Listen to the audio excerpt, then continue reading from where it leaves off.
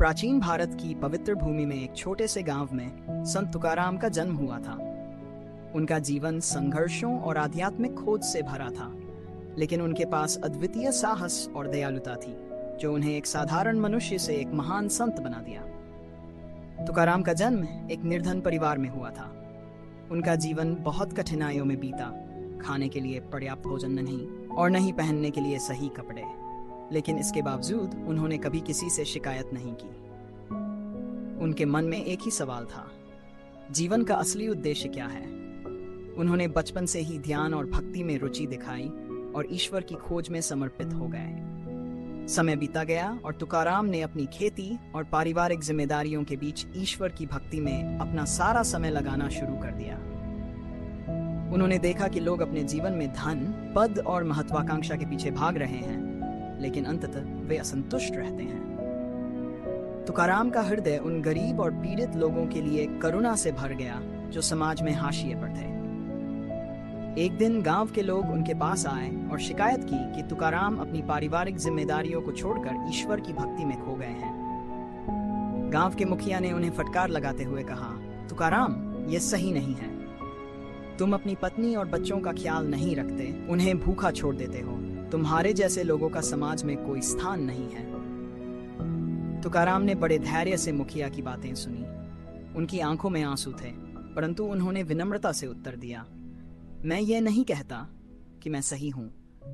मैं केवल यह मानता हूँ कि जीवन का उद्देश्य केवल अपने परिवार और खुद के लिए नहीं, बल्कि पूरे समाज और ईश्वर की सेवा के लिए होना चाहिए। अगर मेरे कर्तव्यों में कोई कमी हो रही है तो मैं उसे क्षमा मांगता हूँ, लेकिन मुझे विश्वास है कि ईश्वर हमें हमारी सच्ची आत्मा की खोज के लिए प्रेरित करता है। वह गांव छोड़कर जंगल में चले गए और वहां उन्होंने कठोर तपस्या की। तुकाराम का नाम गांव से निकलकर पूरे देश में फैल गया। लोग उनके पास ज्ञान और शांति की तलाश में आने लगे। वे अपने भजनों और कीर्तन के माध्यम से लोगों को जीवन के असली उद्देश्य से परिचित कराते थे। उनके शब्द सीधे लोगों के दिलों को छू जाते थे। तपस्या के बाद का परिवर्तन। एक बार संत तुकाराम की मुलाकात एक धनी व्यापारी से हुई।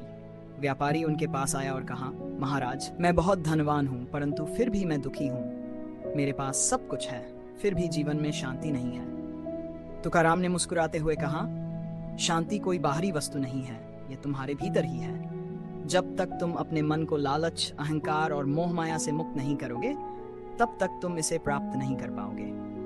व्यापारी ने उनसे पूछा, तो मैं क्या करूं? तुकाराम ने कहा, पहले अपने धन का एक हिस्सा उन लोगों के लिए दान कर दो जिन्हें इसकी सबसे अधिक आवश्यकता है। फिर अपने अहंकार को त्यागो और अपने भीतर के ईश्वर से जुड़ने का प्रयास करो। व्यापारी ने संत की सलाह मानी और कुछ दिनों बाद वह फिर तुकाराम के पास आया। उसके चेहरे पर अब शांति और संतोष था। उसने कहा, महाराज, मैं अब समझ गया हूं कि जीवन का असली आनंद दूसरों की सेवा में है, न कि केवल धन इकट्ठा करने में। तुकाराम का जीवन संदेश। संत तुकाराम का जीवन हमें सिखाता है कि सच्ची भक्ति और सेवा का मार्ग ही हमें जीवन के असली सुख और शांति तक पहुंचा सकता है। उनका जीवन संघर्षों और कठिनाइयों से भरा था, लेकिन उन्होंने कभी हार नहीं मानी। वे हमें यह भी सिखाते हैं कि जब हम अपने भीतर के ईश्वर से जुड़ते हैं, तभी हम सच्ची शांति और आनंद को प्राप्त कर सकते हैं।